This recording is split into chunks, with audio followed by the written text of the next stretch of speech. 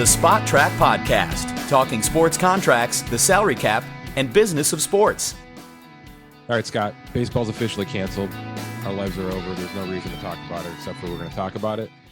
First question is this. I'm sure you've had a couple of podcasts and television shows and things on your docket since the news 24 hours ago or so. Do you think opening day is in jeopardy still? I mean, we are 30 days away here. And I can tell you right now, before I pushed record here, I read that the two arbitrators are talking right now in New York City. So it's conceivable, right, that over the next week, logical heads are put together and some sort of 4 to 5 year bridge CBA is agreed to, and we get right back on to spring training and onto there, right? I don't think it's necessarily a formal 100% shoe-in that opening day is gone right now. Yeah, I don't either. I mean, look they turned around in 3 weeks from the pandemic to get things going. So yeah. I think if players are, preparing themselves now, keeping in shape, I think they could probably turn it around in 3 weeks again. Yeah, there's a lot of signings. There are. I started to do some reporting on this. I was halfway through a trade article when the news broke that they did not agree to the deal. I'm going to do the same with the available free agents and some payroll stuff soon. There's quite a lot of work to be done in that regard in terms of filling out the rosters. But I think there's hope that April can still happen, although, the numbers are far apart. That's why we're here. It's not so much a CBT discussion that we want to have, right? We know the offers that were put out there. We know kind of where things should be because you follow the NBA and their soft cap / luxury tax threshold. I dive more to the NFL, which is the hard cap. I think the reason we're here, and we both kind of agreed on it this morning, is Major League Baseball just needs to find some sort of middle ground between these two sports, right? It's, I know we don't want to necessarily come on here and say the players need to start seriously thinking about a salary cap, a hard, firm salary cap, but there are some factors in play that you and I have both gone through when tracking the CBT stuff in Major League Baseball that leaves us to believe that, the numbers that even we put out there aren't exactly what should be reported, because there's a lot of behind the scenes stuff. There's player benefits, there's minor league stuff, there's bonuses, there's concessions and gates and things like that all kind of factor into this as additional revenue, postseason pay at the end of it. There's a lot of minutia that comes into it that makes 50 million, 70 million with that CBT threshold pretty quick. The Baltimore Orioles, Scott, according to our numbers and many other numbers out there, many reports in articles and pieces, are a $50 million tax spending team. But when the AP released the official numbers from Major League Baseball at the end of December, the Baltimore Orioles were at 76 million. That's not even close. That gap is more than anyone's salary they paid in 2021. Which means that there was a lot of behind the scenes stuff with Baltimore that got factored in that has nothing to do with how much a player made in 2021. That's the conversation we want to have here, right? And it's not so much we're putting a flag in the moon that baseball's got to go to a salary cap, but I think it's your point, and I'll let you expand on it here. Let's take that minutia out of it, right? Let's make this about the players. Let's give everybody, from the media to the players, to the agents, to the teams, to the leagues, an actual look at what is being spent on the players in a given year and how that has been increased or decreased. And let's leave it there. What is the salary? Tell me about how the NBA does this, because I think that will give us a better answer to where this has to go, in our opinion. Yeah, their luxury tax situation is based off the salaries themselves. If there's any bonuses that were unlikely to be earned that were likely, those get added in. If they were likely that were unlikely, they take those off. And then it's based on the salary. And then there's some grievances and that kind of stuff behind the scenes that we don't necessarily know. But for the most part, it's the salaries. And there are some slight reductions in the fact that if a player was suspended by the league, there's some reduction percentage wise out of it, but otherwise it's straight up salaries. And I agree. Major League Baseball, when we were diving into some of this stuff, some of the illusion that is there it's not based on salaries. And the contention that we keep hearing is players want their salaries increased. It's all about the salaries. But if we're seeing the numbers that are coming out with the CBT, and it has this fluff in it that 99% of people that follow Major League Baseball can't account for or don't understand, or it comes in at the very last second. Right. What are we talking about? I mean, when, like you said, if use the Dodgers, for example, they're 262 inflated up to 285, which is reported. That's a lot of unaccounted numbers that we and others don't know that is being in there. So when we're reflecting these numbers and we're saying, well, the Dodgers are at this for the luxury tax, or this, they're over by this much, when we're talking about in season, that it's incorrect. And let me be clear here, because we both kind of had our piece there, and I want to make sure that this is said. We're not saying this because it's complicated for us to track. Not at all. Nothing's more complicated than the NBA and the NFL. That's never, they're the kings. I mean, the NBA and their exception system and the timing of all, it's a nightmare for you and Keith, I know. So that has nothing to do with our role in this process. I'm putting my 2 feet into an agent's sneakers, a player's sneakers, who now more than ever maybe is starting to care about this stuff, because especially if I'm a pre-arb guy right now and I'm doing well, when I get to my 10 million per year contract matters, and this bonus pool matters, and this stuff is important. And if I'm looking at my current team's CBT or just a payroll, right? There's like 3 versions of a payroll. We've been dealing with this for 15 years. There's like 3 versions of a payroll. There's what's active. There's the 26-man payroll. There's a 40-man payroll. And then there's this CBT payroll. And they're all completely different numbers. So I'm not expecting any average Joe to out there to understand the differences or even care about the differences, but it matters for this stuff. And to me, if the CBT is this important, if it's this thing that's sitting out there that the owners refuse to get near or to approach or to pay for, then it's got to be more transparent. That's what we're saying. There has got to be 100% transparency. The NBA did this a long time ago, and the salaries have gone stupid, and I don't expect baseball to follow suit in that regard. But I do think, and there's one big difference, and let's talk about this difference. Basketball doesn't use average salaries. Basketball uses annual salaries. Basketball uses annual cap hits to account towards that tax threshold. Yes. And I'm really surprised this hasn't come out. Now, the reason it hasn't come out is because it's complicated. It's a huge switch. It's a huge financial change for baseball to do. But if you want to talk about annual spending, right? And Bryce Harper's at 27 million for the next 11 years or whatever it is around there. They have to sign new contracts to increase their CBT. Do you understand what I'm saying? If Bryce Harper stays at one price for 13 years, it's bad. Then the team isn't even awarded the ability to have his contract increase in their favor, right? So if the CBT threshold goes up, Bryce Harper's salary would go up. Steph Curry's salary goes up, 8% every year, because that's how the CBA says it has to happen for a player of his elite capacity. In other words, the CBA has already structured the contract to follow suit with a rising salary cap and a rising luxury tax threshold. All of it is working harmoniously. Baseball's just throwing baloney at a wall.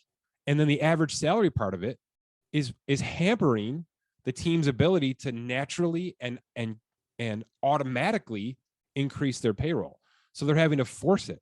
And basically that's where they said, we're done forcing it. We've got Bryce Harper. We want 11 pre-arb guys and maybe a couple of $5 million guys, and we're good. And from a competitive gameplay standpoint, some of these teams are successful in that regard. And that's the problem, right? That's why half the league has quit on forcing themselves to increase payroll, because a couple of franchises have made this work by nickel and diming the process. But I'm surprised that the average salary part of this hasn't come up, because a constantly increasing contract, 3-4 million more every year, would naturally do this for the team. But the owners wouldn't have to think about it. There would be no math involved, right? Massive contracts that increase 5% every year with a CBT that's built in to increase 5% every year. All the math would be harmoniously synchronized. This is easy for me. Now, it's a big change for the league and a huge league that is Major League Baseball, but this is something the NBA built in years ago and we just write it off now. In fact, it's helpful in projecting. It's helpful in understanding how the superstars are going to be treated contractually speaking. The conversation is, are you a max guy or not? And if you're a max guy, there's a formula for that. And if you're not, then we can get a little bit more creative and chaotic with the contract, right? Jalen Brunson, is he a $20 million guy? Is that backloaded? Is that front loaded? But that's the extent of the conversations. Where with Bryce Harper, there were people talking 500 million. There were people talking 50 million a year. There were people talking 2 years for 100 million. There were people talking 15 years. Let's just finish this off. It's everywhere. And it's got to drive owners and front offices absolutely bananas. But at the same time, it affords them the opportunity to do nothing. They don't have to do anything because there's no floor. There's really no cap because they're not using it. And there's no contractual formula in the CBA that is at least putting them on a track that is consistent with the rest of the league. Your thoughts on this? And am I incorrect in saying that this process is successful for the NBA? Do you think the NBA should be a little bit more chaotic and should be having, should Kevin Durant be in his own stratosphere like Patrick Mahomes is?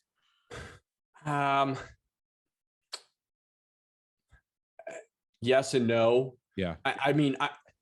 I say no because it has forced the transactions from a trade standpoint, from a if we know a Durant or a LeBron is going to be rotating every 3 or 4 years because of player options, that forces the salaries to increase, because then, going to a new team, you can still get your max salary, but then you can still do 5% increases as opposed to staying with your own team and getting 8. So it's sort of built in next man up, but they're gradually increasing salaries every year instead of going to a $50 million a year and no one's ever going to come close to it, or a 75. If it went one person at 75, that's not going to really help the middleman. And right now, with the changes that happened in the CBA, where the exceptions and the rookie scale now grow based off of the cap increase, right? That's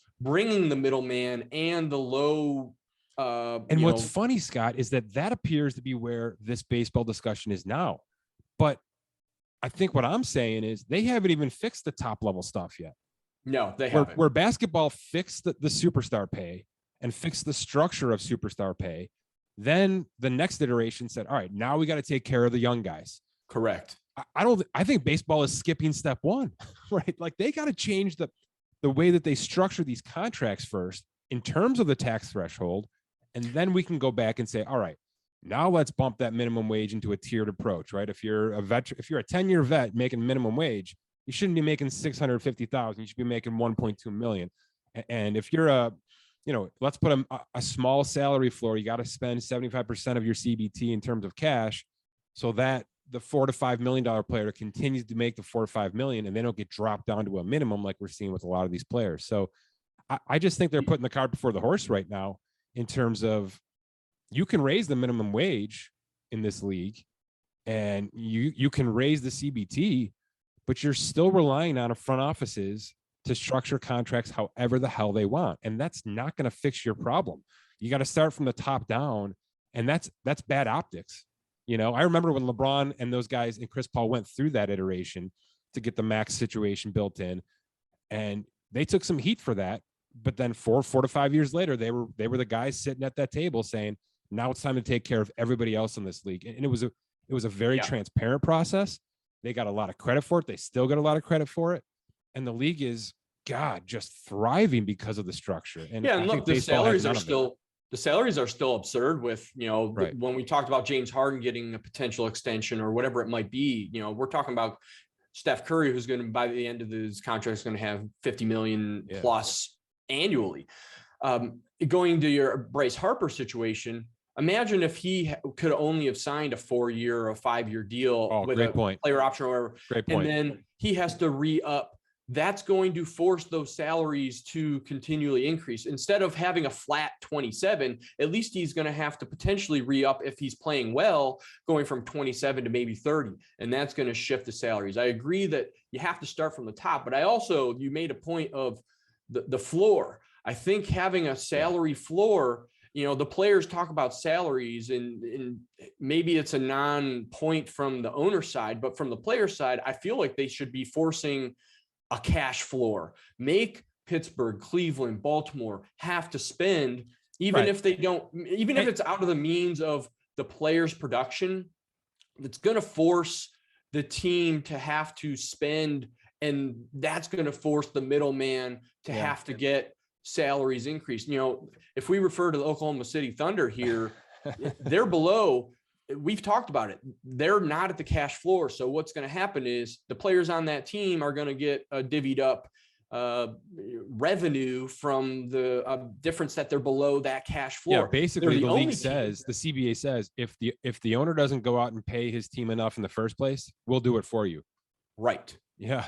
Right. So if what I thought about, Scott, here when you were talking about that, because I was thinking, because there's no floor right now, because there's really nothing stopping anybody. I mean, the Pittsburgh Pirates could truly put out 26 men next year that cost $600,000.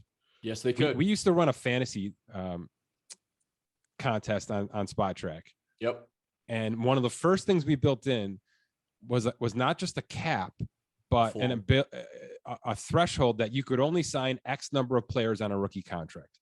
You had to go and get, a veteran quarterback or a veteran wide receiver to go with a couple of rookies. You couldn't just max out on rookie contracts. Yeah, we built in a floor. That you had to at least get to.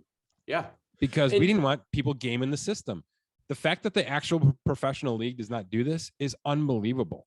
Now you can say the Pittsburgh can never win with $600,000 salaries. You're exactly right. They're not going to win. And that's the whole point. So how can we be sitting here talking about how baseball is locked out / on strike because of a competitive imbalance in the game, because of a financial spending problem, but there's been no discussion of a floor since November? Right. How can that be the case? How is that not step one? And if I'm the players and I'm as pissed off as it sounds like they are because of the final offer, that quote unquote best offer, now this is conversation number one. Fine. You want to screw with us? We're talking nothing but floor until it's done. And this is how we actually start getting things moving. Yeah. And they're so stuck on CBT increases or wanting to be so high on the CBT. Right. And they keep bringing up salary. If you're really focused on the salaries and moving forward with salaries, you would make the floor number one on your list. Yeah. The NBA and the NFL both have floors. Now the NFL is different. So does hockey. Than the NBA, where it's a 4-year average. But both of them, I believe, are at 90% of their cap. Now, if the CBT is at 210, 90% of that is 189. When I look at the CBT, there's only like the league average is 140 last year. 140. There's like 7 teams that would even make 189 based off of the CBT. That's 2/3 to 3/4 of the Major League Baseball teams that wouldn't even be spending to that 90%. And by the way, Scott, and we got to be privy to this. And I'm sure this happens at basketball to some degree too. There's massive revenue sharing in this league, in Major League Baseball. Yes. Right. There's 12 or so teams at the bottom of this league that are small markets that get a ton of money from the Dodgers and the Yankees and Boston, etc. It's 2 sets of rules. If you're a revenue payer, your threshold is X. If you're a revenue payee, your threshold is X. You got to hit a certain percentage over a 4-year span in terms of cash spent, but 2 sets of rules for those kind of teams. And that should be no discussion. You know what I mean? The Dodgers should have a different set of rules than the Orioles and the Marlins, and there's no question about that. That's just good for your league. You cannot force the Marlins to spend $189 million. You know what I mean? They can't do it. They wouldn't be sustainable as a product. So I just wanted to get that in there because everything else you're saying is correct. It is the nature of the beast. And if you want to tank, you're still going to have to pay to tank. That's the point here. You still have to, it's still going to burn you. And if you want to do it, you can do it, but you're still going to spend $150 million to do it. Right. And if the percentage for the floor doesn't have to be 90% to match these other leagues. I mean, if they want to make it 75% or 50%, whatever.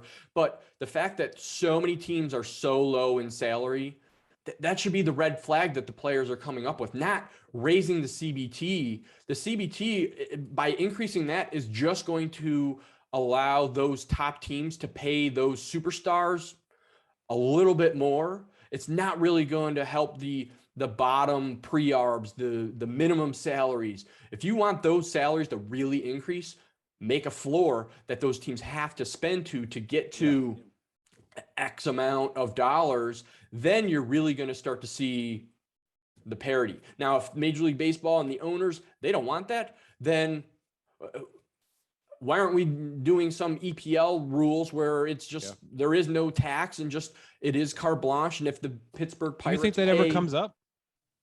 Well, let's say this whole season is lost because it's just so contentious. Do you think that ever comes up? Let's just open this thing up, forget it. Possibly. I think it's more likely that a salary cap is brought up because, and let's be delicate, but let's talk about it. What we're saying with throw out the minutia, let's make this just about the players, the player money, is a cap. And let me ask you your opinion. The soft cap in the NBA, could that go away tomorrow? Do you think that's run its course? Does anybody actually care / utilize cap space truly for positive? Or is it simply just a way for bad teams to get worse, purposely get worse? I've been thinking about this with OKC and the Knicks that couple of years ago for Durant and LeBron. It seems like the only time it matters, and it hasn't been successful, is when a person is trying to load up for free agency. But with the implementation of the sign and trade, that's dead. No superstar players ever get into free agency, ever, in my opinion, ever again in the NBA. There's going to be a sign and trade put in place. And when you do so in the NBA, you don't have to utilize cap space. You can if you have it, but you can acquire a player via rights. You're allowed to go over by getting that player via trade. The logistics of the CBA and the NBA have completely, in my opinion, eradicated cap space. So the fact that there's a soft cap and a hard luxury tax, is that a moot process at this point as we're trying to figure out what Major League Baseball should be doing? I don't necessarily know if it's a moot process because it does force the transactions. It forces the movement. It forces. Are you penalized for being over the cap? No. Okay. You're not penalized for being over the cap outside of, I mean, if you use a certain exception, then you're hard capped at a certain amount, meaning you can only spend up until that, which has hurt some teams where they're within $100,000 of that hard cap because they use their biannual exception or something like that. But otherwise, teams that are over the cap, they it's not a penalty, but when they make trades, that's when the salary matching comes into play. There's some sort of slap on the wrist, in other words. Yeah. If you're a team that has a lot of cap space, then you can, in a trade, you can absorb any player within that cap space. You could take on someone that's 20 million straight up and just send back a second round pick or cash if you want. And it does help the smaller teams operate. It does. And because they don't want to be holding payroll, a ton of payroll. They want to be able to shed as much as possible at times, like the Marlins would do in baseball, the Rays would do, and then make one big swing for a superstar if possible. Now, it's not likely. It hasn't been successful in the NBA in a long time, right? It just hasn't. Those small market teams, they have to be creative about how they get their players.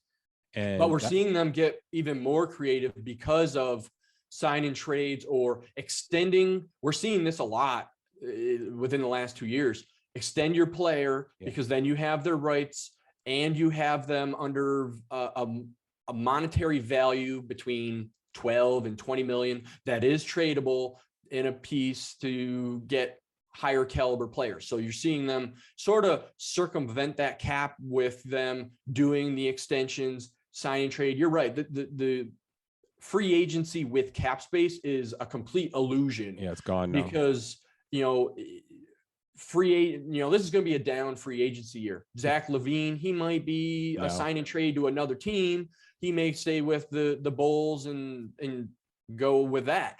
So, but the cap space portion is definitely illusion, especially when you have placeholders of cap holds, because if you keep them like Oklahoma City, they're not meeting the cash floor, but they're considered over the cap because they've retained cap holds on their books to keep them as over the cap. They've picked up other teams' trash to do that. That too. Okay, so back to baseball. you mentioned something there about how the lack of free agency, the lack of the cap, care with the cap, the turn to the trade for everything, because it is the way the NBA is operating now. Even the bad teams has forced teams to just extend your players and then deal with it when the time is right. And I think, we had that conversation about Zion Williamson last week. He's going to get his extension, and then when the timing is right to trade him, he's going to demand to trade out. And Oklahoma City will get, New Orleans will get a decent amount of package for him back. That conversation would be excellent for baseball, but there has to be a floor. There has to be a reason for the Miami Marlins to extend their pitching staff. There has to be a reason for the Baltimore Orioles to give Cedric Mullins a contract right now. And if there was, you got to increase your spending by 11% this year. If that's what the 3 to 4 year plan is, you got to get yourself 12% every year to get to 50% over 4 years or something like that. You know what I'm saying? Mm-hmm. But if they had this structured piece in place that the CBA says, you just got to do a little bit here, those are the guys that are going to benefit, and they're going to benefit with sophomore contracts. They're not $300 million contracts, right? Because that kid's only 24. He's not Aaron Judge heading for 30 years old, where this is my one shot. I got to get as much as possible right now because I'm going to be dead, in this league in 4 years. It's such a gross way to operate. That's what I'm talking about. Like the top level contracts, they're all broken too. You can say those guys got paid a ton of money, but they had to go that route. They are forced to get this one massive contract because there's no other opportunity right now in this league. Whereas your point with the NBA, Durant and LeBron and these and shit, most of the second tier guys, let me add comfortable about going 3 to 4 years, turning it over, because there's going to be a team that wants to pay them a decent amount of money in 4 years, and it's not even betting on yourself. The league has just set up such a nice foundation for this that everybody's comfortable knowing that they're going to, if they can shoot the ball and they can rebound or whatever has to happen, they're going to be compensated. In baseball, it's completely opposite. It's completely opposite. Even if you're an above average player, if you're expecting 18 million, 99% of the league is just going to say, maybe, but I'm going to go look at the $600,000 guy first. And if he's 95% as good as you, we're not going to sign you. That's where the league is. That's the problem. You don't even consider keeping your own because the disparity is ridiculous. Let me add on to that. Going back to your Juan Soto take, 350 million, declines it, shooting for 500. Yeah. If there was something in place similar to the NBA where you can only do a 4-year, 5-year deal, we're not he probably takes that 350 or whatever it might be and then re-ups in 4 or 5 years. There's no I'm gonna wait because I want that one contract that's going to be 15 years, $500 million. He would make that $500 million plus by having some incentive of signing your own player. You can go up to this amount or a percent of increase. That's what the NBA does. Well, wait, let's break that out more because what you're touching on is very important. Not only is there a limit on the term, but because of the years of experience that Juan Soto has, he'd be limited in that regard too. It's tied to a percentage of the cap, of the threshold. When you're 3-4 years into the league, coming off that rookie contract, you can only go 25% of the cap at that point. Yeah, 0 to 6 starting salary. Yep. So there's litigations built in right there that Juan Soto would only be able to make X because he's only been in the league for 3 years. The owners would love that. They would love that. The Nationals would have no wiggle room. You know what I mean? It wouldn't be, well, Scott Boras needs 500 right now. As a 24-year-old kid, he wants 500 million right now. Now that's out the door. You'll get your 500, but it's going to be 4 years, 175 million first. And then in 3 years, we can talk about that 5-year extension that'll get you to 350 at that point. That's just a better way for the league. But that's better because you can expect longevity in your career. You can expect, the opportunity to change, right? Bryce Harper now has to force his way out of Philly if he wants to leave. He's got to say, I want to leave versus my contract's up next year. I have an option to stay or to go. That stinks. I just think there's so much that the Major League Baseball can take from the NBA, and we refuse to even think about it. But because The money's so stupid in the NBA. The rosters are so much smaller. We feel like it's an apples and oranges situation. I think our conversation proves it doesn't have to be. You can borrow from the structure of the NBA, make it work for your system. And I think it would fix a hell of a lot of these problems, Scott. Well, and the fact that you would have your Juan Soto situation on 25% of the cap or whatever it might be, that again helps bring up the middleman, because you're forcing that value there, and then he can re-up again. You're right. Continually one player's not going from 0 to 100. Right. Because they're doing 14 years for $340 million for one player. It only helps that one player, or that 0.5% of the players that are even going to get to that point. Yeah. You're missing everyone that's below, and they're so focused on the CBT. But they say we're focused, we want player salaries increase. Dealing with the pre-arb situation and adding in a WAR, that's great, but it's only going to help 1% of the 1% of the bottom. What, 100 players? Yeah. So if you had this structure where it's tiered, you're going to make your money. And if they want to be a little bit more aggressive, where it's not like the NBA 25, 30, 35, maybe it's 25 and then whatever you want, fine.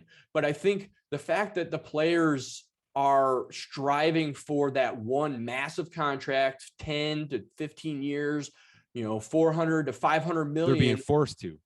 They're being forced to, because they either get it now or they're not going to get it at all.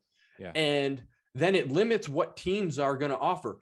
The Pittsburgh Pirates right now are not even going to consider Juan Soto. But if you had a tiered process and he goes to free agency and they have a chance, that's where players or teams in the NBA that do have cap space, that means they do have a chance to a certain extent. Because what I love about the max system, Scott, is that it does get a little mundane. We talked about how Durant should probably be worth double what he's making, and fine, that's a great discussion to have. He can make his money through boardroom. Let's be honest. What I love about it, though, Scott, is those fringe max guys, because that's where the Pittsburgh Pirates can strike, right? Hey, you know what? The Lakers probably don't think Jalen Brunson's a max guy, but the Thunder do. The Thunder will pay him the max. So now, not only does this guy get a huge contract, maybe more than he deserves, production speaking, but it allowed the small market team to come in and overpay a little bit and have a chance to get this guy because of the contractual structure. You need to have a salary floor, because you have to have the floor. You have to have a floor. Otherwise, Pittsburgh has no incentive to do anything. Right. But if there was a floor, that would force them to come in and say, oh, we're going to pay 5-10 million more to get them because we like your production. And then we can put pieces around them. That floor is key to having a tiered system, because if there is no floor, the Pittsburgh Pirates are never going to spend. The Cleveland Guardians are never going to spend. And just to rebut what I just said, because I know there's somebody who's listening who's saying, yeah, but the Dodgers can just come in and give Jalen Brunson $500 million because they're the Dodgers. Not if there's a max. Not if there's a stopping point for every team in the league, because then you have to start assessing. And by the way, the NBA has limits on how many max players you can have at one time, correct? Yes. So they've gone further steps to compress this process so that you can essentially build a super team of 5 max players, similar to like a fantasy contest, right? I mean, it goes back to that in my thinking, but I think this has to happen. I think this has to happen for a lot of reasons. More structure, not less structure, because the owners have proved that when they have no structure, they just do whatever they want. And that's what scares me about the current discussion, Scott, is that they're not getting this specific, at least publicly. It's just, let's raise the threshold. But let's not even make them forced to spend. How is that not part? You know what I mean? Let's throw it up to 240, but they can still spend 50 if they want. Scott, the CBT threshold last year was 210. The gap between the Dodgers and the Orioles was 210. The Orioles spent 50. The Dodgers spent 262. Yeah. What are we talking about here? The floor is it. It's a number one on this list. It's got to come back. I don't care if we miss 3 months of baseball. This has to happen.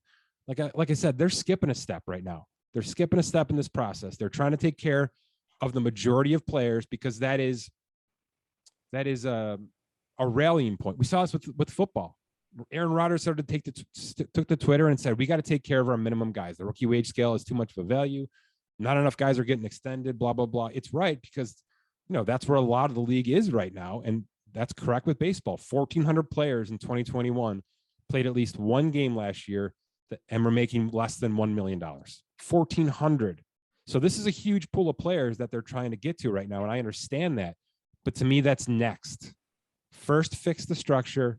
Right. And fix it from the bottom up. Fix it from the top down first, then the bottom up. Yeah, because if the players are going back and saying, well, we want the CBT to be 245 up from 210, yeah, that's great. But then the contention is the minimum salary is only going up $10,000. Right. You're literally only helping the Red Sox and the Dodgers with that, because they're already spending. So now they get to spend more with less penalty, Exactly.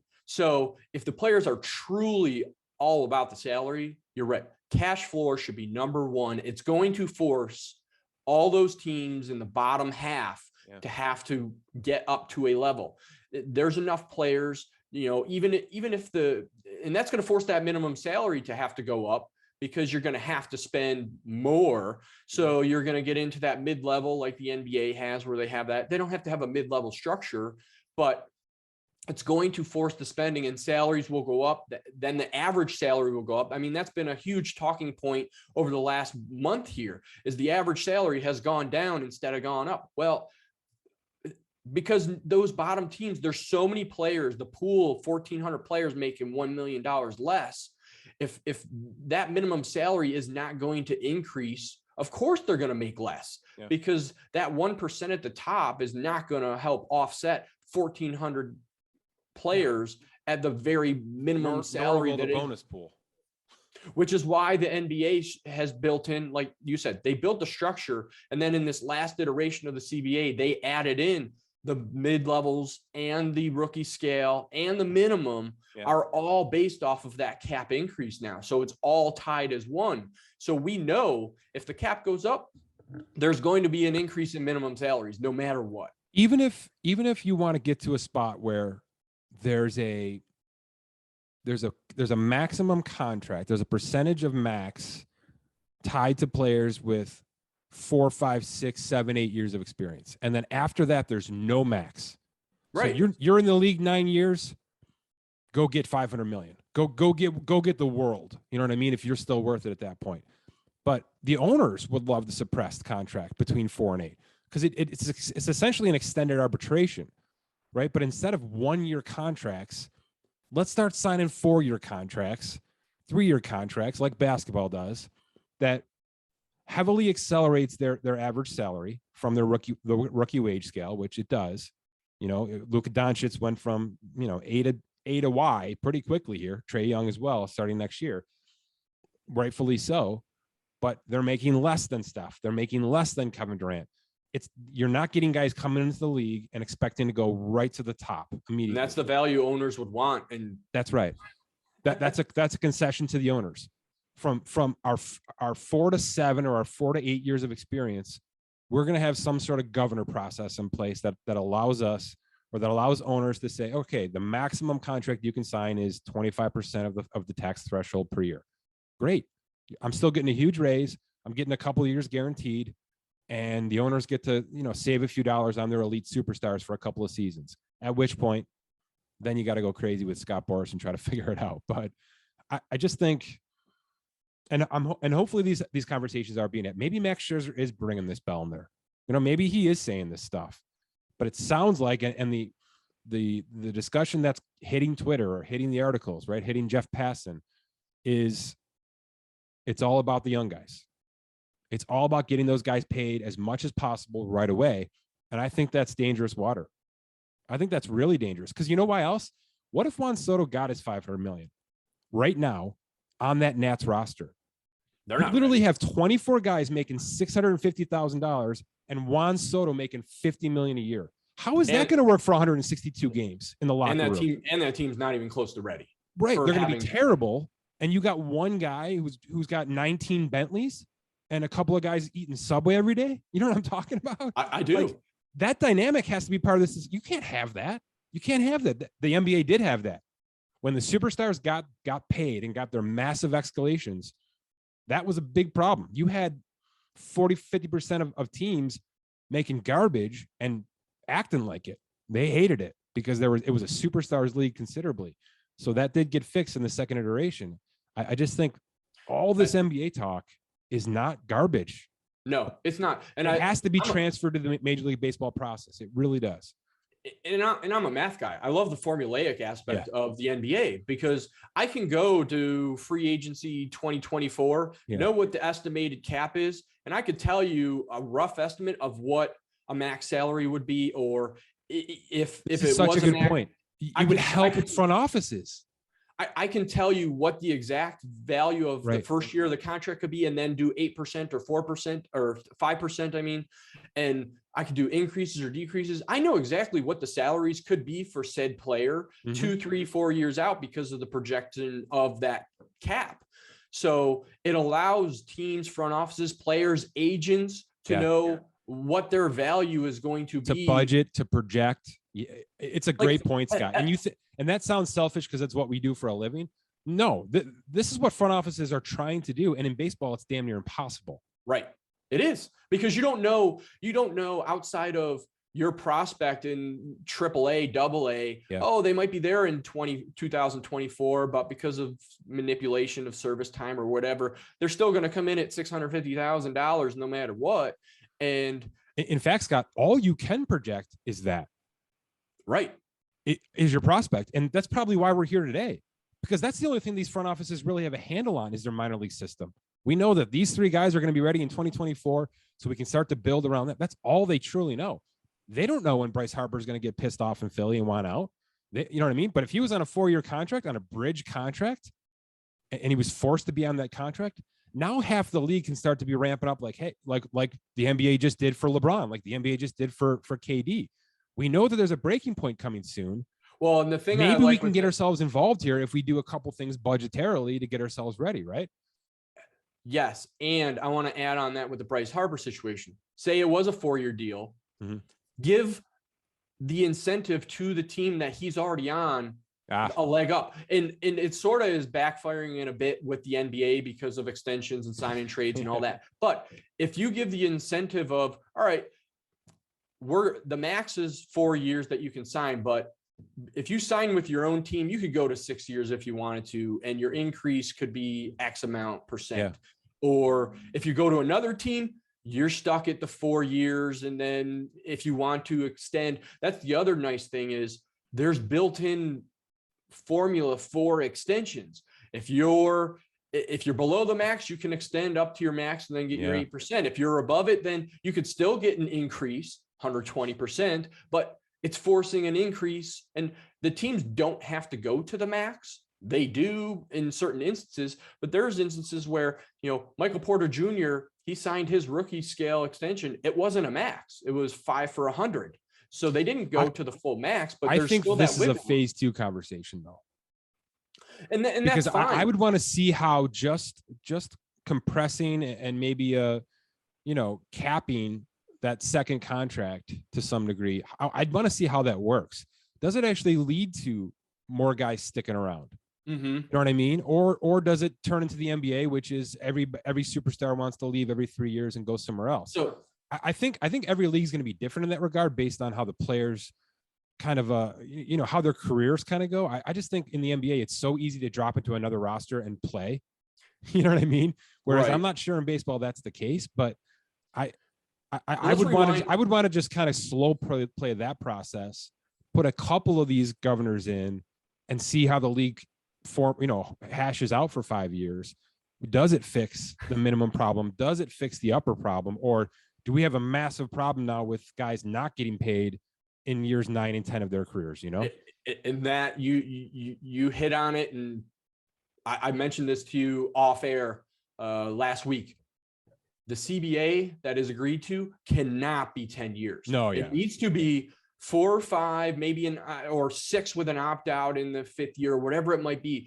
They cannot go sign this and agree to a 10-year deal. And then in 2032, everything is completely different. Streaming, NFT, whatever, with things that we're not even thinking about that didn't even exist 10 years ago is going to happen in 10 years. So we can't have them agreeing to something and having 10 years. Because if we went to this structure and we rewound back to when Albert Pujols signed and went to the Angels, or Mike Trout signed his mega deal. Imagine if those guys were on 4-year or 5-year contracts and then they re-up.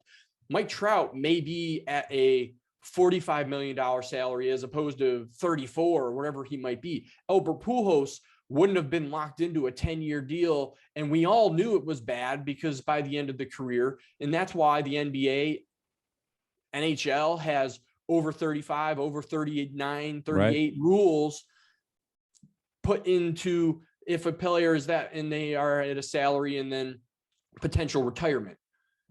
These are the nuts and bolts that have to get discussed, because by having those, it's going to help next man up. If Mike Trout would have signed for $35 million for 4 years or 5 years in that first contract, then he's up. We see his WAR continues to go up and he is as valuable as he is. Then he can go sign $45 million. And that's forcing even the upper level players to be able to increase. Right. But then again, let me recap with like a multiple choice test to you here. Yeah. I wonder if this is a decent way to kind of recap. What would you rather see immediately? Would you rather see them shelve average salaries as the tax cap, as the tax salary, so that you could, for instance, with Mike Trout, year 1 could be $1 million. Year 5 could be $30 million. And those are the figures that count against the tax cap, not necessarily his $32 million a year. Or would you rather see contract maxes to some degree, whether it's just through those middling years of experience or completely after the rookie wage scale from, 4 years of experience through the rest of your career, there's a maximum percentage you can sign for against the CBT? I'd rather have a max. Okay. I think that would, if you go the route where you could have a 1 year here and then a 30 million here, you're starting to get into the NBA or NFL where your cap could be 10 million 1 year and 39 million the other year, but there's restructures in the NFL. So that allows the cap fluidity. Whereas in Major League Baseball, once you sign that contract, there are no restructures. The NBA as well. The NBA as well, unless you do a buyout and then you go sign somewhere else for a minimum, but there are no restructures. So if you're going to lock into guaranteed contracts, you got to have the shorter maximum salary so that you can re-up. You need that constant re-up if your CBT is going to continue, or if you go to a cap maximum, for lack of a better word. You need the continual increases. Otherwise, your salaries are going to stay flat. Bryce Harper signed, his AAV stays flat for every CBT that increases. So $27 million now, when you go to a CBT of 250, 260 that they're asking for, it's flat. You want to have the continual increases so that someone who is similar to Bryce Harper in 2, 3, 4 years, production wise, has a baseline to say in negotiations, that's what I'm worth. I want to be at that, and at least the max. I will say option C, the floor is a must. That was the next question. Yep. That is a must, because then you're going to force, you can still have the Pittsburgh Pirates. You can still have the Cleveland Guardians. You can still have Tampa Bay. Yeah. They can still have their value system. They're just going to have to force those teams to have to pay those players to get up to that value. You're allowing those teams to, the league itself, to have more parity, because look at the NFL. They have a cap, they have a floor. The teams are within $30 million. Yes, they can roll over cap space, and that's a metric that is allowed for them. Yeah. But for the most part, the Cincinnati Bengals, they can go from being number 1 overall 2 years ago to being in the Super Bowl. It allows that to happen. Major League Baseball, it's extremely rare that you're going to see Pittsburgh Pirates go from dead last in payroll to in the World Series and still have a very low. There's not a mechanism for that turnover, the salaries to increase, the payments. So Major League Baseball needs to figure out, do they want to be like the EPL system where they don't care. It's wild west. It seems like that's what the players just offered. And it does, which is bad for because players. Without any of the structure that we're talking about here, without any of the structure, increasing the CBT 40 million is just going to let the Dodgers cook. Right. Which is why I have an issue. Manchester City tomorrow. Which is why I have an issue with them saying we're all about player salaries, but when you really dive into the optics of it, they're not focused on player salaries. If they were, they would really be digging their feet into a tiered minimum salary structure like the NBA, like Major League, or like the NFL, where 0 to 10, you're at least getting increases every year by the time you're in. Even if you're a player that is 10 years of service, you're going to make more than the guy that's coming in on a rookie deal. So they either need to figure out, do they want the Wild West where the players at the top are still going to get the 1% of the 1%, or they need to have a salary floor where it's going to force the bottom to have to spend. And if they are really, really focused on player salaries, they need to really figure out that structure that's at the bottom is going to raise the bottom to wherever it might be in the middle. Otherwise, what are we doing? It's a salary floor. It is some sort of percentage cap max. And that's when the Chris Taylors, those valuable players who are underpaid their entire career, start to make 18 to 20 to 24 million. You know what I mean? I always make the joke with Timothy Mozgov and the Lakers, right? The Lakers needed to spend in 2016. Timothy Mozgov got 16 million a year, 4 for 64. Yeah. There were 4 dozen Timothy Mozgovs in the NBA over the past 10 years. Guys who aren't worth 16 to 18 million, but got it because of a floor, got it because, the max salary was 40. So 16's a bargain for your third shooting guard or third center, whatever it's going to be, if he's going to get his minutes. But that's how this works. I have to spend. I can only spend so much on Juan Soto, right? If I'm the Nationals, I have to spend X. I can only spend so much on Soto. So now 3 or 4 other guys have to get some money here. We have to figure out how to do this. And like I said, this can be a 4-year process. Doesn't have to be every single year you got to sign 3 players to $16 million contracts. It can be, let's give him 12 this year. Let's extend Kybert Ruiz next year. Let's give him an early extension and get him on the books to help this process. I just think right now you can literally sit on your hands and watch baseball for 162 games as a front office and as an owner and get away with it. And that's not how it should work. You should constantly have to be updating and massaging your roster from a financial standpoint. And that's about structure. So I think if one of the ideas we've thrown out today gets brought up in this CBA, it'll be for the good.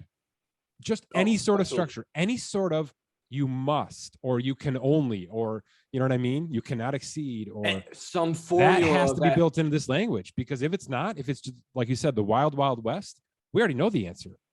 Regardless of what the CBT looks like, we already know the answer, how this works out. If you raise the CBT to 245, 250, 275, you might as well not have a CBT at all. Correct. Because it's just going to be Wild West anyways. Correct. So that's why I have an issue with them being so dug in on raising this CBT, where there are, and that's what the media is, the reporters bring out. Because it's the biggest gap.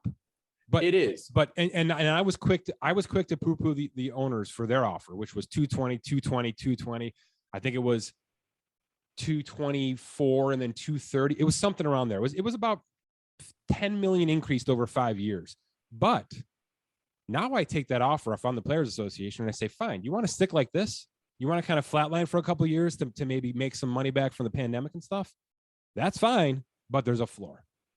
There's a spending threshold now that you have to hit over the first 2 years and then over the first 5 years. And then we'll adjust this with the next iteration of the CBA. To me, that's the way I go. Fine, we'll take your offer on the thresholds, but there's a floor now. Right. And initially, there's going to be some overpayments. We know that's going to happen. You're going to overpay for players to catch up. But if you build in 2-year, 3-year, 4-year, whatever the structure would be, that you have an out, instead of saying, most of the time that we see 12 to 15 years is these massive contracts. If you're down in the minimum salaries, it's usually a 1 or a 2-year deal anyways. So if you overpay for a player 2 years, they're going to be off your books. And or the alternative is the Thunder. They don't sign players. They acquire players, which is great. If that's how the Cleveland Guardians have to do this for a couple of years, they have to bring on players from other teams that don't necessarily want those contracts or don't need those contracts. Great. Movement is great, no matter what it looks like for the league. So I just think there's no wrong answer to that, other than it's really hard to change that much of a financial structure on the fly. It may cost the whole season. It may cost this whole season to change the financial structure that much, but I do think it's worth it. That is really how you make the next generation of baseball, financially speaking, safe and sound and fair and with parity and properly balanced. Not now. This offer is a bottom and a top with no middle. That's what this offer is. Right. And like we said, if you have that structure and some mechanism of max salaries or whatever, then we're talking about it. We're talking about the NBA all the time Keith's been doing articles for us for all these players of what they can make options, based off 4 to 5 options, because all these options we know those options, right? So if we know, hypothetically, if Bryce Harper was a free agent because he was at the end of a 4-year deal, we know the math. We know, and the front office knows the math. So, but the fact that we know the math and the fans know the math, then the fans get invested. Right now, they're not invested because they don't even know what a player is worth. But if you have the structure in place, then also, the talking points come up all the time. Think about it this way. Like, whenever there's a lockout or a strike or things like that, there's a certain set of fans, God bless them, that just want to say, you're making $20 million a year, stop whining and play ball. Right? Yep. What are we hearing in the NBA? LeBron James should be making $80 million a year. Kevin Durant could be making $100 million a year. Steph Curry's underpaid at $60 million. You know what I mean? Yes. Which is crazy because their salaries are already stupid. And yet the majority of people look at that because there is government involved, right? The CBA says, no, this is as much as you can make. You can't make $1 more, because there's those people out there that say, I don't ever want that kind of compression in my life and suppression in my life. They think about it. Well, LeBron's underpaid. Well, that's crazy. LeBron's going to make $500 million as a basketball player, but it almost reverses the thought process. So the superstars can say, well, they're putting a max on us, but the optics of it actually benefit them. And to some degree might help them become more marketable outside of the game. You know what I'm talking about?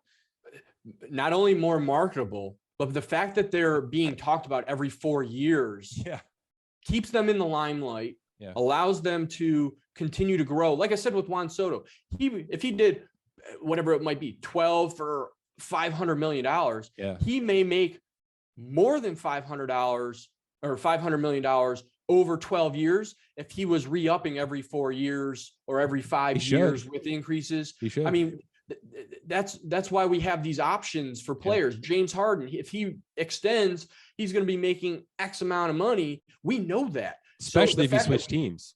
Especially if you bounce around and continue to max out. Yeah. Which I'm not advocating for in baseball. I love the idea of one guy playing, somewhere forever, but you're right. And like I said, I think we'd put in some of these steps, see how the game works for a few years. And then if we have to backtrack or change or evolve like the NBA has, we do it. But there was no incentive for the Washington Nationals to sign Bryce Harper to keep him. Yes, you could have traded him to get pieces, but we know how that works in Major League Baseball. You're going to get peanuts on the dollar for what you're going to trade him for. Yeah. So if that doesn't have to be number one, but if there was that mechanism of an incentive to keep your own player that you drafted and you brought up through your system instead of losing them to another team, again, that's just another thing to talk about. Formulaic is it helps not only the front office in the league itself, it helps the fan. the general fan can go and see what a player is worth. And just to bring this back, because we are referencing salary cap, we are referencing cap maxes or salary maxes based on contracts and the CBT. Most of the players are going to run like hell from those buzzwords. They literally go on Twitter and say, I don't even want to hear that phrase, or I'm out. But I want this conversation and hopefully other ones like this to show them, look, you have got to look at what's happening to Steph Curry. You've got to look at what's happening to Jordan Poole and to Andrew Wiggins and players who are benefiting because there literally is a trickle down in the NBA. Okay. It might be the only, corporation in the history of America where trickle down economics actually freaking worked, but it's working in the NBA, and baseball's not strong enough, to just go out there and be a wild, wild west financial structure. It's not. It is failing in front of our eyes. It needs more structure maybe than any of these other leagues combined. But that NBA model is sitting right there, and I feel like they're just ignoring it, or they're afraid of it. And I wonder if you polled the players in Major League Baseball out of that 1,400 minimums, if you said, would you want a salary cap? Yeah.